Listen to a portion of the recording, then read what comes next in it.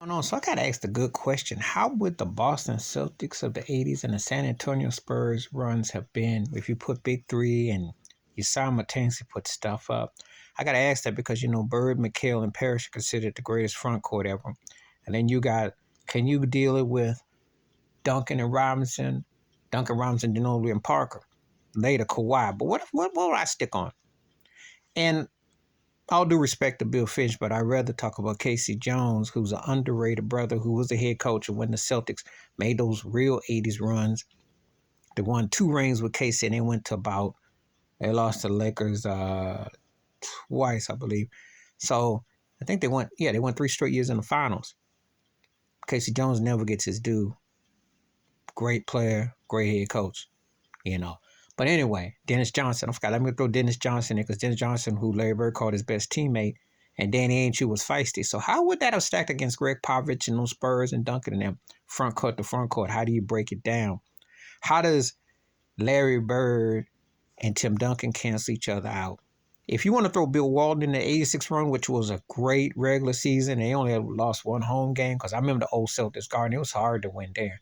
So it depends on what your era and your criteria is because both these teams were interchangeable, versatile. One thing that people don't give Larry Bird no credit for is he could have handles and he could move. There's some footage on YouTube where he's going on a fast break and he ran down and blocked shots. He blocked magic. He could move. Just because he looked in slow motion in spots, he could move with and without the rock. But so depending on what Spurs era you want to talk about. Deshaun Elliott, when he hit the big shot on the floater on the real game with Portland, or Avery Johnson. But you throw Robinson, Parker, and Ginobili. How would the Celtics have contained what Parker and Ginobili would have been interesting strategically? I mention these two teams because there's some similarities with their stylings, the big, the small, the versatility, the flexible. Robert Parrish, and I give Too Raw for Sports a shout out, did a video about Parrish. He's an underrated center. However, he'll never get mentioned with the top tiers with Wilt and Shaq and Russell and Kareem, or with Moses and Hakeem. He's not that guy. Or Jokic, because Jokic is going to make you forget about him too. But he's one of the greatest centers ever. He's definitely comparable to Dave Robinson, underrated, underappreciated as an athletic center who could move, who had a move, hit that ugly shot at the free throw line. Or how about the octopus known as Kevin McHale, who was one of my personal favorite forwards growing up as a kid, because actually I loved his arms, his long arms, and the way he was versatile to come to be a 6-man off the bench to play. And then that's what the Spurs got with Ginobili, because Ginobili worked his way. You got to see McHale and Ginobili almost leading teams had they didn't have the influx what they had. So that would have been an interesting, the Boston Celtics 80s against the Spurs 00s. Could have been an interesting series if you break it down with defensive philosophy and stylings. Now, the Celtics did not get, unfortunately, Len Bias, rest in peace. That didn't come to place. Reggie Lewis, too, because Reggie was nice.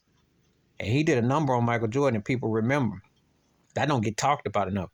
So imagine a Reggie Lewis, a young Rick Fox, defensive stylings, Kawhi Leonard.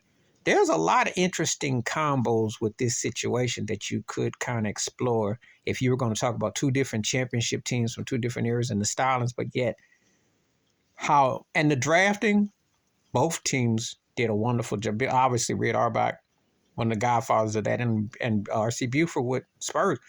Incredible. Popovich, overseas players. That's what Auerbach did. So there's a lot of similarities.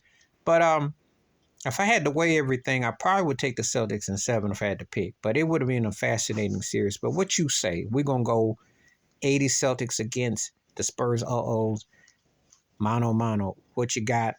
And we can even go further than that. But I don't really want to go to the Kawhi Reggie Lewis thing because they didn't manifest to that. But I'm just saying. Please like, subscribe, welcome thoughts, comments. And I do respond. Thank you. Wash your hands. Keep your mind clear. Watch out for another. And let's chop it up. I'm out.